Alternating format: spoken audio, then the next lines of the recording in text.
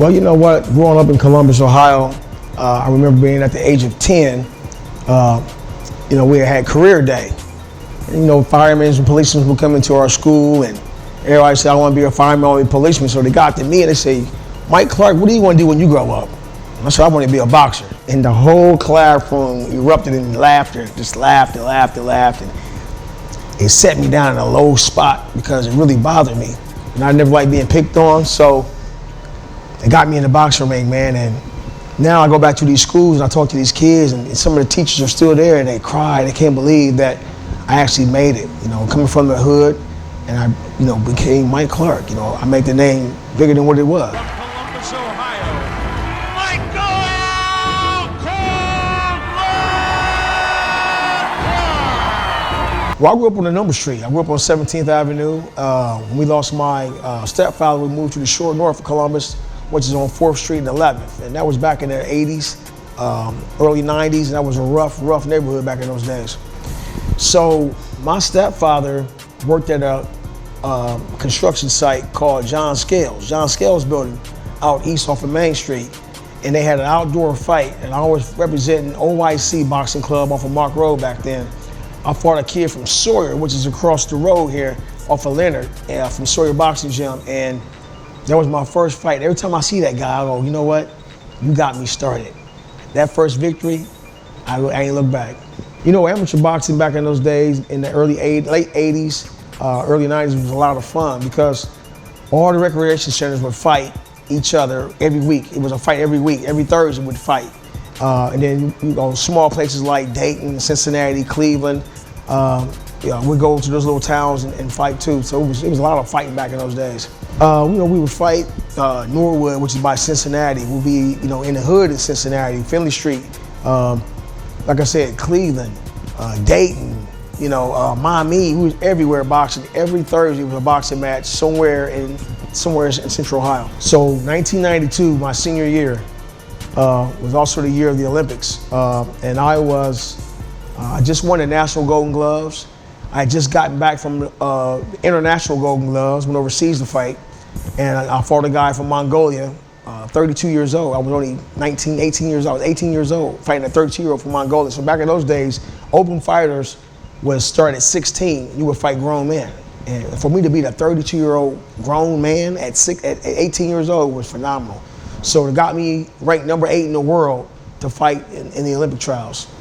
So I went to the Olympic trials, ranked number 8. I drew the straw, fought a guy from Cleveland. I beat him. So I put me in the quarterfinals. I had to fight a guy named Ivan Robinson from Philadelphia, who became world champion. Ladies and gentlemen, we have the winner in the blue corner from Columbus, Ohio, Region 5, Michael Clark. Early years as a pro, I was signed with the Kronk team up in Detroit, Michigan with Emmanuel Stewart, Tommy the Hitman Hearns, Michael Moore, Joel McCullough, a few of the big names of boxing. And coming from Columbus, going to a real hood up in Detroit was scary. Water bugs in the shower. The gym was in a poor neighborhood. But what I did was I stayed with Emmanuel Stewart in his own personal house. He had a nice sized mansion, and had a key card to get into his garage. And it was phenomenal, man. Just to be at 19 years old, only being in the amateur rankings for 8 years to turn pro at 19 it was a dream come true. Well, Emmanuel watched me fight in Olympic trials, and he knew I had the technique it took to become a monster. So, being under his wing, he automatically threw me in there out the gate. So my first week there with him, he sent me to Mexico to be Julio Cesar Chavez's sparring partner. So later on, I became Julio Cesar Chavez's sparring partner for another fight because he loved my work. So at 19 years old, here I am in Mexico sparring with Chavez for 3 months. That was for the Frankie Randall rematch. For the next time he called me in, to spar with him. I was there for 6 months. We went to every part of Mexico to advertise the fight for Vegas. That's when he fought Mildred Taylor for the second time.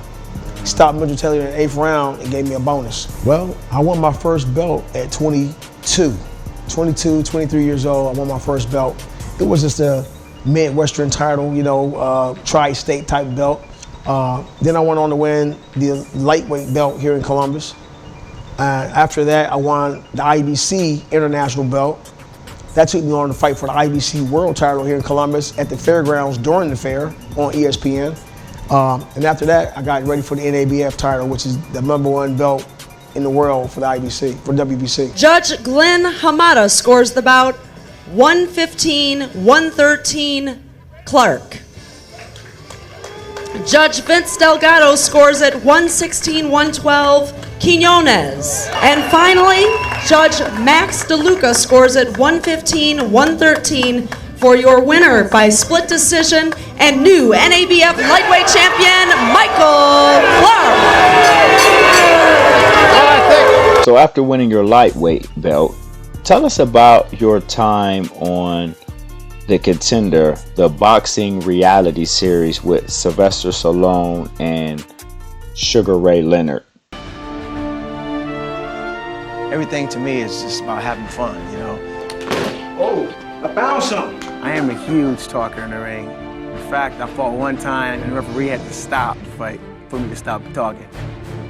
Boxing has always been fun for me. Well, to make a long story short, they had an audition out in Pittsburgh, but at the airport. So I had to go to Pittsburgh and go to the airport and do this audition. So when I get there and I'm talking with the people that's doing the interview just to see the personality type thing, they fell in love with me because I was a clown off the gate. You know, I was laughing and talking about Don King's hair, and they had a good time with me. And it was supposed to be an hour interview, ended up being a 3-hour interview. So they knew I could handle the competition even though the weight class was bigger. The weight class was 160 middleweights. I was a 135 pounder, which is a lightweight. So I was like 3 or 4 classes in front of me, higher classes, but they knew I could handle the competition. They said, man, we love your personality, we want you on the show. We want you to go to California, do another interview, and if that works, you'll be on the show. I told them flat out, listen, I don't like to fly. So if I'm gonna be on the show, they need to tell me now, because I'm not flying to California for nothing. So they said, Mr. Clark, you on the show. So on the show, you know, Sylvester Stallone sat us down and talked to us one-on-one.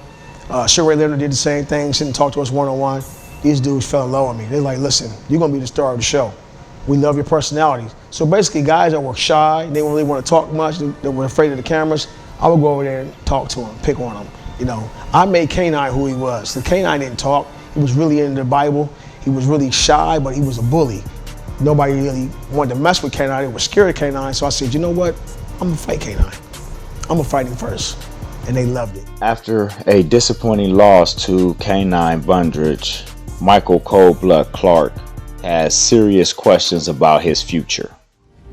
I am officially done. Done boxing. Hey, Michael. If that's the fight you retire on, you got no apologies to make to anybody. That was beautiful. Just go home and get me a real job. Who knows what's gonna happen with Mike Clark now? I might just hang it up, go home and marry this beautiful woman and raise my kids.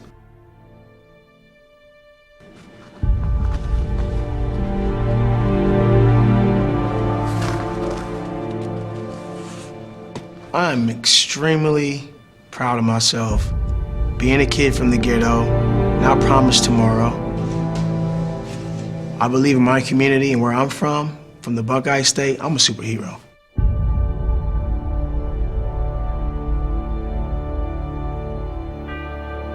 Well, I've been training kids as, you know, when my career was still going, I was still training kids on the side. So I kind of just jumped into this one day because I was at work and I said, you know what? This ain't me. I'm not living the life I want to live. I'm a trainer. I don't really want to work for nobody. I left my job. And we opened up this gym. It was just a warehouse, a little tight place, it was a storage unit. I swept this place out, cleaned it up as best I could, and started putting it together. Started putting the lights in, started putting the walls in, started putting the flooring in, started ordering my bags, put my names on the mats, me and Buster's, where we went to high school at and so forth. But I've been doing this for a long time, but I just now got into it full time, starting to pay off. I just did my second kids camp. From our home high school, we did boxing as kids. This man grew up. The first person to put my Texas jacket on his back. We best buds, y'all. Come on in. Everybody, this is Buster James Douglas.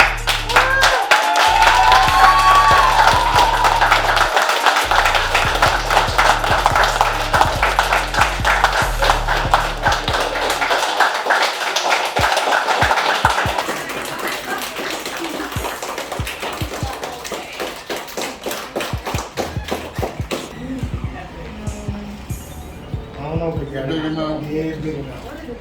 You know, Panthers. So look out the Jerry, see that? I did like so. Yeah, so let's show about some bit of work like dog. Let's show them over here. Keep this way a little bit. Back up a little bit. That's why it ain't right. With the limits, you know what, man? It really means a lot to me because, you know, a lot of people see me, they know I'm a class clown, or they know I can be real angry at times too. But my community means everything to me because when I was one of those kids nobody gave a look to, I surprised everybody. And so one of these kids in here are gonna surprise somebody. And it may not be the kids that hit the mitts better than the other kids. It might be that kid that's shy, that's scared to get up on there and do his chin-ups, the one that cries all the time because he's a mommy's boy. He might be that one that shine, but somebody got to show him how to do it. Somebody got to show him the pass or show him the ropes, give him that edge. And that's what I give back to my community. You know, I don't cost a lot of money. I charge $20 for kids. I know some personal trainers up in Delvin charge $60, $50. It's a lot of money. People can't afford for that stuff here. You know, so when they turn their face up with me about $20, I go, you know what? I can work with you. Just don't say nothing. Just give me $5. Give me $10. We'll work with your kid. I'm affordable. I always say my logo is I'm the cheapest in the city. I'm the less for the best. I'm the best for less. Straight, straight. 1, 2. 1, 2. 1, 2. 1, 2, duck out. Upper straights. 1, 2. 1, 2. 1, 2. 1, 2, look straight. 1, 2, look straight, duck out. 1, 2, straight, duck out. Hit, hit.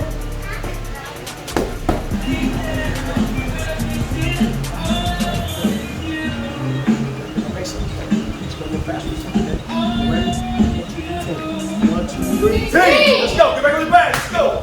Pick it up. This is Michael Cold Blood Clark, the kid from Columbus, the kid that had a dream, that made the dream.